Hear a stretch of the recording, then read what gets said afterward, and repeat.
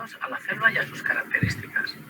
En este segundo vídeo comentaremos qué es y cómo se organiza la célula, explicando las partes en que se divide una célula eucariota, cuáles son las funciones de estas partes.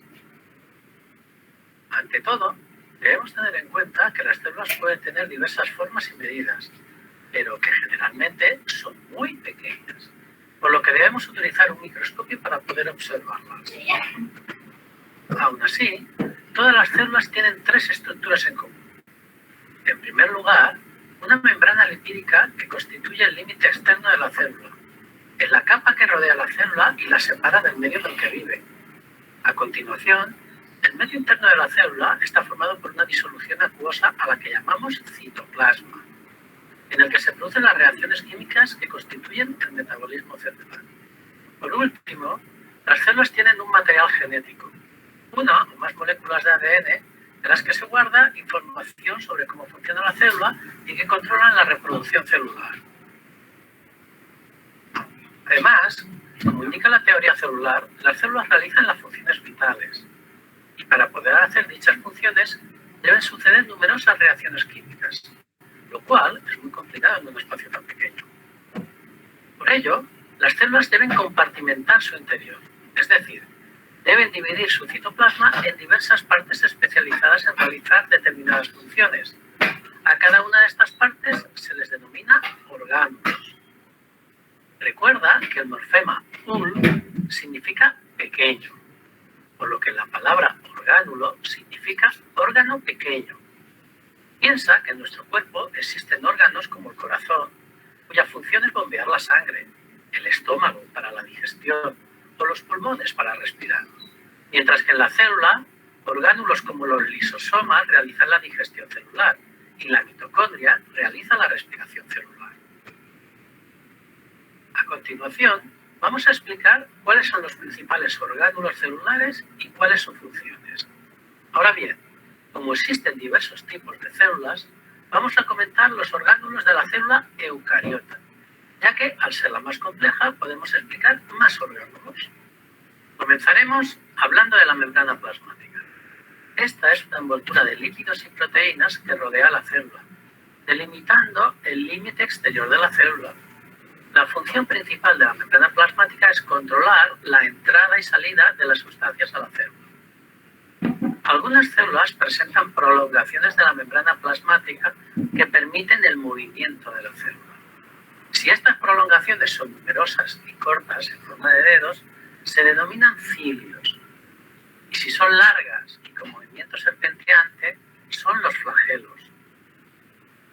Como hemos dicho, el interior de la célula se denomina citoplasma. Está relleno de un líquido denso en el que suceden las reacciones químicas que forman el metabolismo celular. En el citoplasma también existe un citoesqueleto, formado por una red de tubos que dan lugar a un armazón interno, que da forma a la célula y facilita su movimiento. Continuamos con la otra estructura común a todas las células, el material genético, formado por las moléculas de ADN.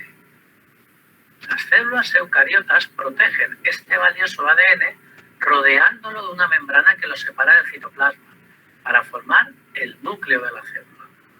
Así, en este tipo de células podremos encontrar un orgánulo más o menos esférico, rodeado de una membrana nuclear repleta de poros.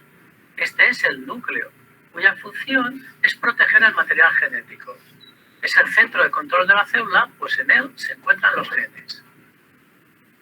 Dentro del núcleo podremos encontrar una estructura más densa y oscura, más o menos esférica, pero que no se rodea de ninguna membrana. Es como un núcleo dentro del núcleo, y de ahí viene su nombre, el nucleolo. Es la estructura en la que se forman los ribosomas. Rodeando el núcleo podremos encontrar una red de membranas aplanadas que denominaremos retículo endoplasmático. Observa que la palabra retículo significa red y que endoplasmático alude a su situación en el interior del citoplasma. Vamos a encontrar dos tipos de retículo endoplasmático. El primero de ellos tiene ribosomas adheridos a sus membranas, por lo que presenta un aspecto rugoso. Y de ahí viene su nombre, retículo endoplasmático rugoso, cuya función es almacenar proteínas.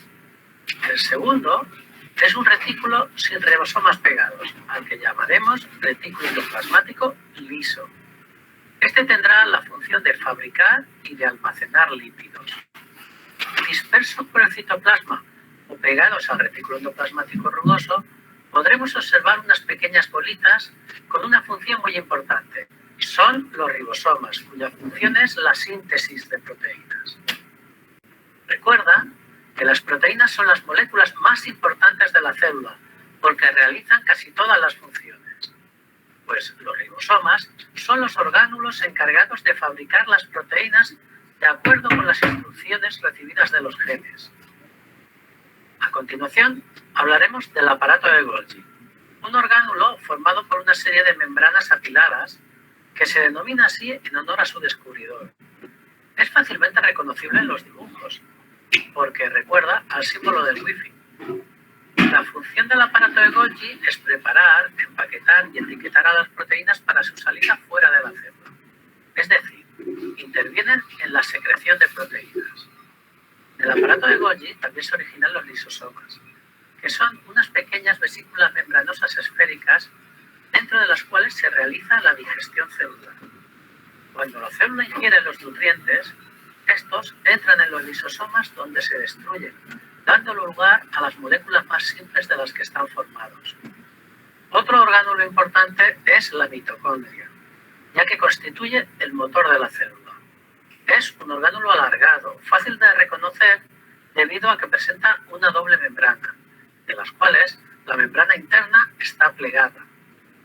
En la mitocondria se realiza la respiración celular, en la que los nutrientes se queman con el oxígeno para obtener energía y desprender dióxido de carbono. A continuación hablaremos de las vacuolas, unos orgánulos membranosos que pueden adoptar formas variadas. Su función es almacenar sustancias como agua, nutrientes o sustancias de desecho. Así pues, las vacuolas son los almacenes celulares. Exclusivo de las células animales, el centrosoma está formado por dos pequeñas estructuras cilíndricas, denominadas centriolos, que controlan la reproducción celular de las células animales. Un orgánulo exclusivo de las células vegetales es el cloroplasto, denominado así porque en su interior se encuentra la clorofila. El cloroplasto es un orgánulo alargado, de doble membrana, fácil de reconocer debido a que en su interior se apilan unas estructuras con forma de disco que recuerdan a una pila de monedas. En estas estructuras se encuentra la clorofila. La función del cloroplasto es realizar la fotosíntesis y, así, fabricar la materia orgánica que necesitan las células autótrofas. Por último, las células vegetales se encuentran recubiertas, por la parte externa de su membrana plasmática, de una pared celular rígida, hecha de celulosa. Sí, el mismo material en el que se fabrica el papel. La función de la pared celular es aportar resistencia a la célula y controlar la forma de esta. Bueno, chicos, con esto hemos concluido el segundo de los vídeos dedicados al estudio de la célula. Espero que hayáis sido capaces de apuntar todas las funciones de todos los orgánulos celulares. Es muy importante relacionar cada orgánulo con su función. Preparaos las tarjetas de memoria para intentar recordarlas y a jugar. Bueno, chicos, como nos decían ahorita en la parte final del video, tenemos que asociar a cada orgánulo con sus funciones. Todos los orgánulos tienen determinadas funciones características. Entonces, ese es el objeto de que vieran este video en este momento, después de haber estado teniendo las preguntas en la primera parte y luego ver este video. Creo que ya todos estaban como involucrados en estos organelos y en la mayoría de estas funciones de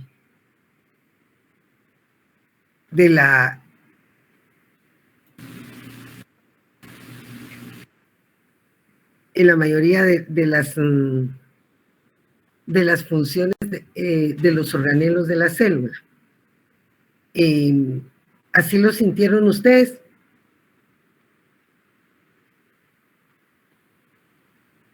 Sí, licenciada. Muchas gracias, Ana Paola. Bueno. No, licenciada, soy Abby. Ah, Abby. Yo pensé que había sido Ana Paola. Bueno, entonces vamos a